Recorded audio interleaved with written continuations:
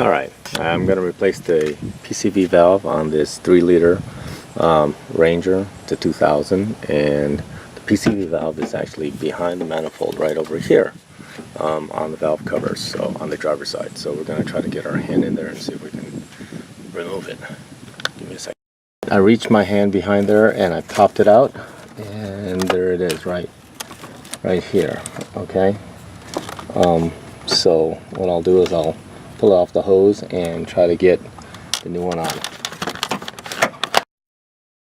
Alright, I took the new Borg Warner part and we put it back in, and hopefully it should work. It's one of those things where, you know, this one sounds good, but I don't know. Figured for the couple bucks it costs, it'd be worth changing it out once at least on this vehicle.